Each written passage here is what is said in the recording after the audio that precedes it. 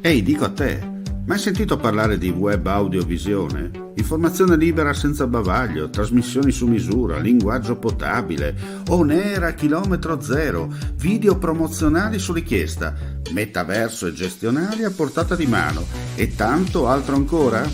La risposta si chiama Friuli TV, il pianeta online che viaggia regolare nell'orbita del web in perfetto orario. Friuli TV, un nome, una garanzia per quello che vuoi tu.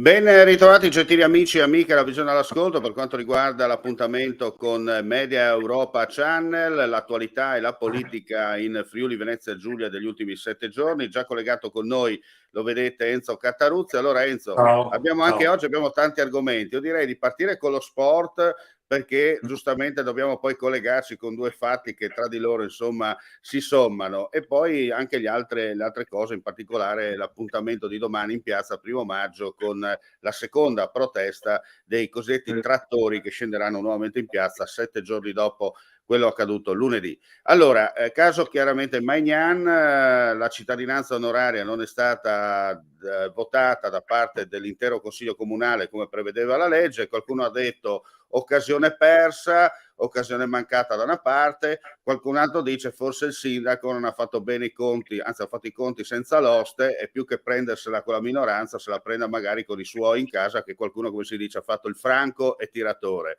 Ecco, qual è il tuo punto di vista? Ma io credo che il sindaco ha sottovalutato un po' che la politica in questo momento ha bisogno anche di contrapposizione, no?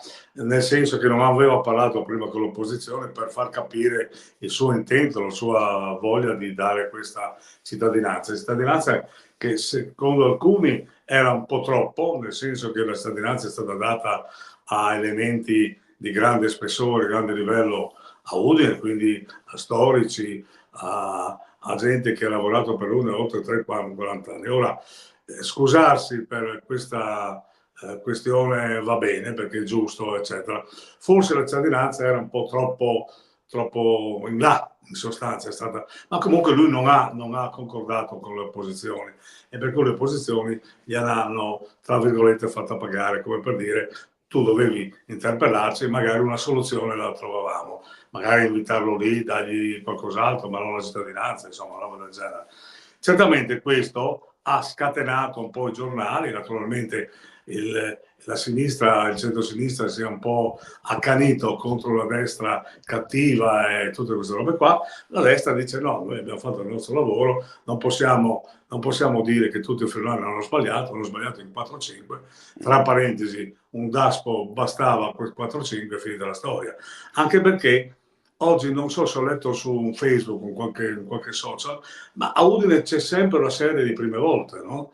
Prime volte che riguardano un po' la chiusura dello stadio, prime volte un po' che si dà 3-0 a tavolino, poi viene ritirato, insomma, quasi fosse un banco di prova anche per la Una sorta federazione. di laboratorio, ecco, E per quindi gli io lo italiani e non. trovo un po' che siamo stati un po' troppo deboli. Certamente va condannato il razzismo, tutto quello che vuoi, però io ho tante testimonianze che la gente non ha sentito nulla, non ha capito nulla, non No, ha no, io capito quello ribadisco che il stava.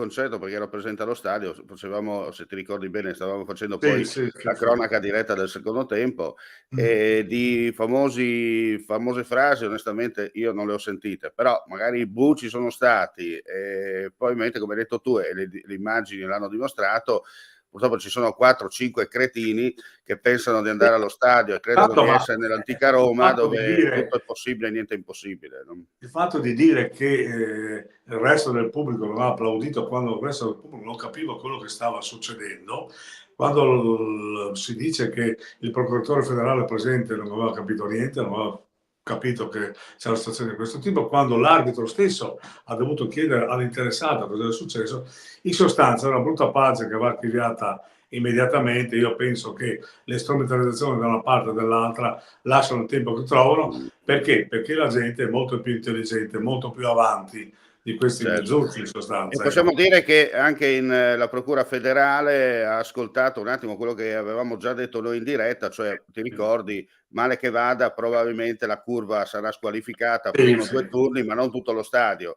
Poi come sempre in Italia, l'hai sottolineato tu, soprattutto Udine, è una sorta di laboratorio di prove tecniche di trasmissione dove prima squalificano lo stadio, poi no, boh, chiudiamo la curva e lasciamo aperto il resto. Per questo, perché il comunicato è uscito pochi minuti fa, noi in questo momento siamo in diretta per chi ci sta ascoltando, ma anche per coloro che magari ci guardano poi in differita. Allora, l'Udinese Calcio comunica in seguito alla decisione della Corte Sportiva d'Appello della Federcalcio che in parziale accoglimento del reclamo del club ha disposto la chiusura per 2 gare del settore curva nord dello Stadio Friuli.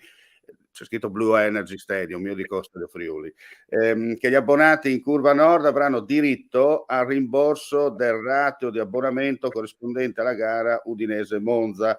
Le modalità di richiesta del rimborso di alternative nelle forme del voucher e simili saranno comunicate prossimamente. Al tempo stesso l'Udinese Calcio si è impegnata ed ha lavorato per dare la possibilità a tutti gli abbonati in curva nord di assistere alla partita contro il Monza in programma domani alle 15 allo Stadio Friuli, acquistando il biglietto nel settore distinti, unico disponibile per ragioni di ordine pubblico al costo di 14 euro. Si consiglia vivamente agli abbonati in curva nord di acquistare il biglietto nel settore distinti sfruttando il sito Ticket One, vabbè, dopo andate su internet e vedete come da fare, Okay. perché altrimenti andate a rischio di arrivare allo stadio e essere in coda e la partita è finita, ecco, tanto per essere chiari. Comunque quelli della curva nord che sono abbonati possono andare in distinti, però seguendo, come si dice, le varie attraverso il sito dell'Udinese Calcio troverete tutto quello che ne consente per poi pilotare all'interno. Sembra un po' il comunicato Badoglio quasi, ma comunque vabbè. Certamente la Sì, partita di abbiamo 6 domani sarà una partite. partita un po' Ecco. topica perché dopo tutto quello che è successo il mercato dell'Udinese, diciamo così, non è stato fatto se non in uscita, per cui c'è un po' di curiosità per capire cosa succederà effettivamente. Cioè c'è il rischio, per capirsi, che domani la gente arrivi allo stadio, come ho detto, si blocchi perché voglio o no ci saranno i controlli, dovrete fare il biglietto, coda, Esatto. eccetera, che l'ultimo rischi di entrare allo stadio quando la partita è già finita da mezz'ora. Dunque, ripetiamo, gli abbonati della curva nord possono partecipare a vedere la partita nel settore distinti, però seguano i link che sono riportati all'interno del sito dell'Udinese Sì, Calcio, così lì sapete come comportarvi, fare e via dicendo.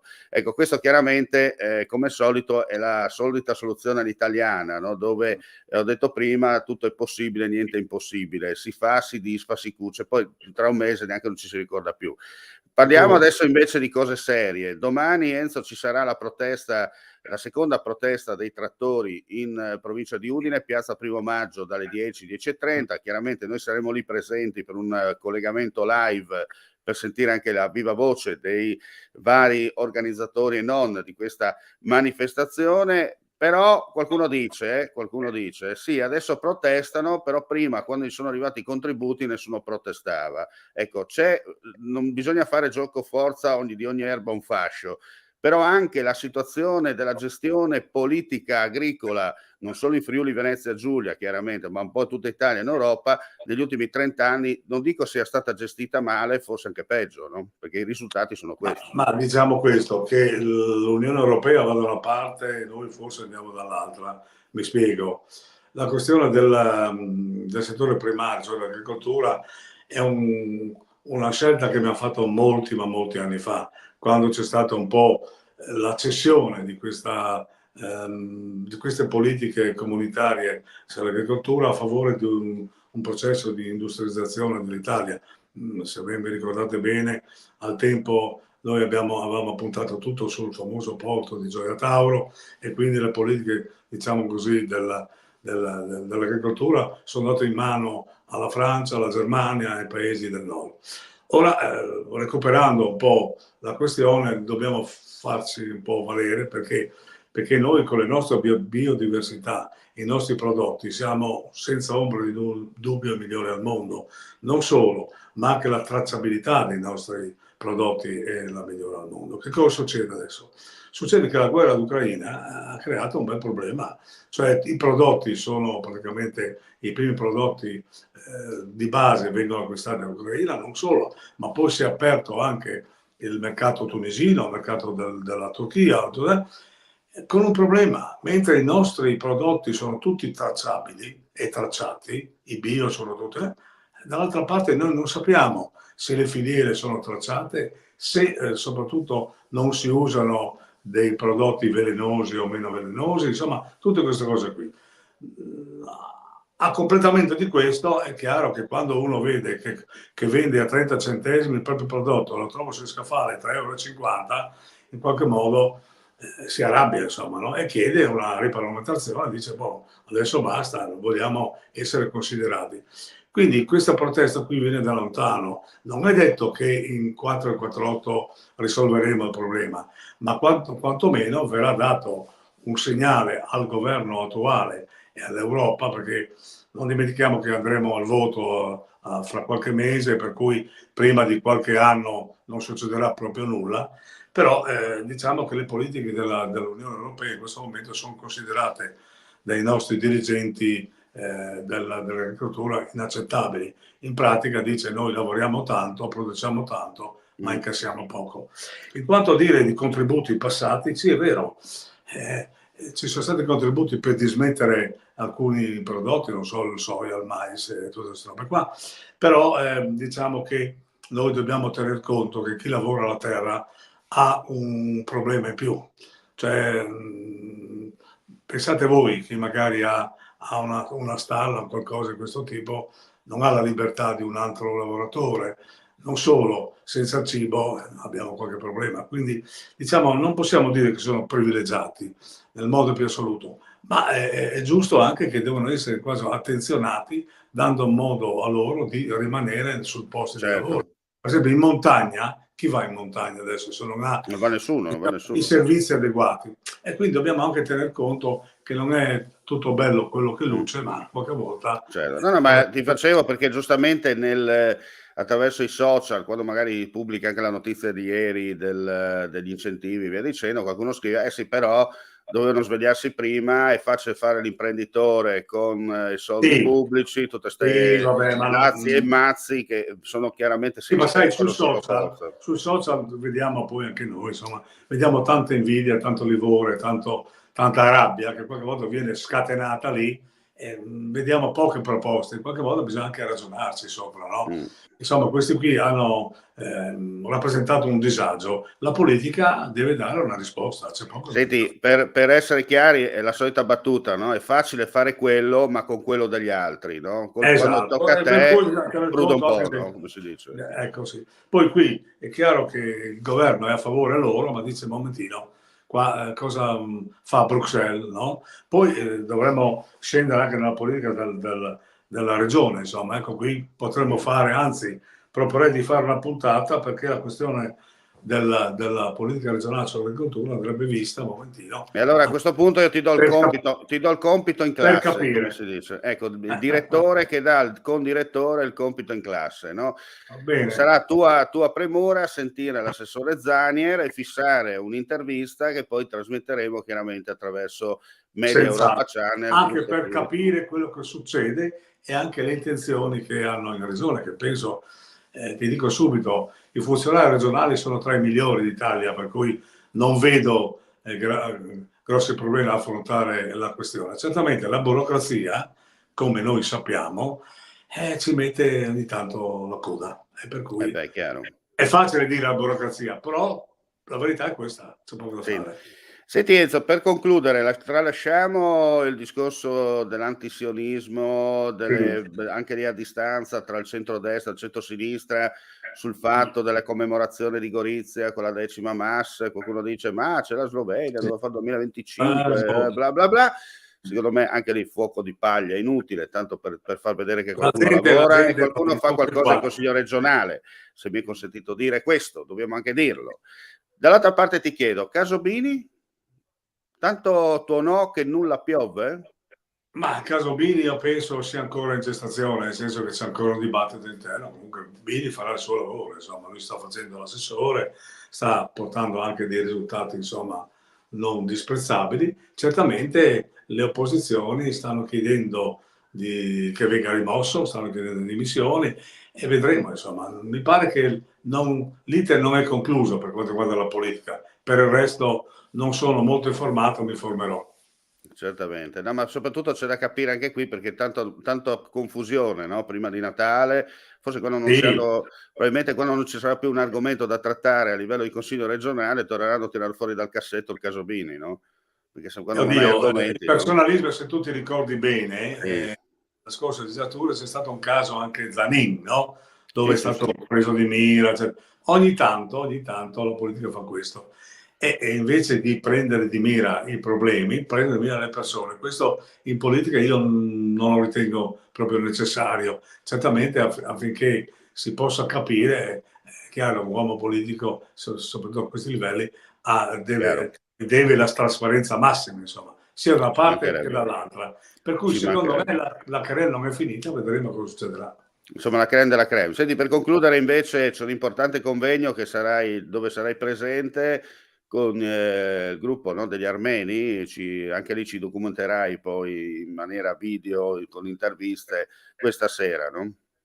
Sì, è un incontro molto importante dove ci saranno dei punti di riferimento degli armeni di primo livello, perché li stanno aspettando proprio direttamente dall'Armenia e verranno lì a dire quello che sta succedendo in Armenia, naturalmente anche ricordando il genocidio di antica memoria, ma naturalmente gli armeni sono una, mh, una comunità molto forte e non dimentichiamo che hanno radici cattoliche, per cui è evidente che la cosa è sentita e vedremo cosa succederà. Comunque c'è un trittico stasera e poi anche altre sere Mm. succederanno. Ecco, Stasera ricordiamo Enzo che quelli qualcuno in Bulgaria.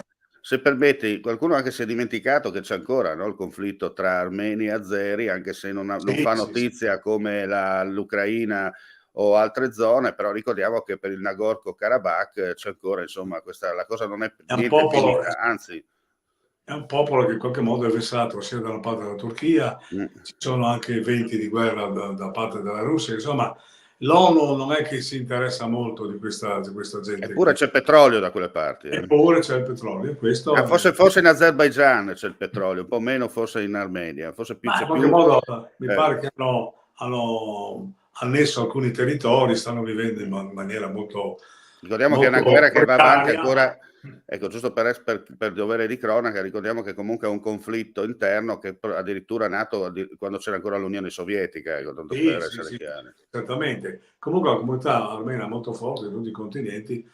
Se vi ricordate, aveva un paladino enorme che era Aznavour, che era un cantante di grande livello che naturalmente faceva la voce grossa ogni volta che succedeva qualcosa. Adesso mi pare che stanno facendo una diplomazia diversa, ma comunque molto efficace, che sono presenti dappertutto, insomma. Ecco, Staremo a vedere. soprattutto ricordiamo c'è questa presenza in Friuli Venezia Giulia della comunità armena e stasera insomma si ritroveranno per Esatto, discutere sì, e sì. Cataruzzi chiaramente poi ci documenterà in audio e video quello che è accaduto. Io direi che possiamo chiudere qui questa puntata di Media Europa Channel. Per quanto riguarda l'appuntamento con Enzo torneremo anche domani con il calcio. Domani più che speciale udinese sarà Blitz Friulani perché saremo collegati sia con Enzo che sarà allo stadio per seguire Udinese e Monza, dunque dalla parte del secondo tempo. E poi vi diciamo subito avremo anche stacchetti musicali con i Ghidina Folk collegati invece da Forni di Sotto, così cercheremo insomma di mixare un po' quei 50-60 minuti insieme a voi per raccontarvi non solo il calcio ma anche quello che accade sul territorio. Col sottoscritto in veste di conduttore e soprattutto regista. Grazie per la visione e Bene, bene, l'ascolto. bene. Non resta che salutarvi e darvi appuntamento alla prossima. Come sempre vi ricordo, per le news potete consultare il nostro sito friulitv.net. Vi consigliamo anche agli amici della carne di consultare madeincarnia.it dove troverete anche le notizie e servizi. E insomma, poi c'è Media Europa Channel che piano piano sta mettendo le radris dal terreno. Mandi e alla prossima. Mandi. Ehi, dico a te, Mai sentito parlare di web audiovisione? Informazione libera senza bavaglio, trasmissioni su misura, linguaggio potabile, on air a chilometro zero, video promozionali su richiesta, metaverso e gestionali a portata di mano e tanto altro ancora? La risposta si chiama Friuli TV, il pianeta online che viaggia regolare nell'orbita del web in perfetto orario. Friuli TV, un nome, una garanzia per quello che vuoi tu.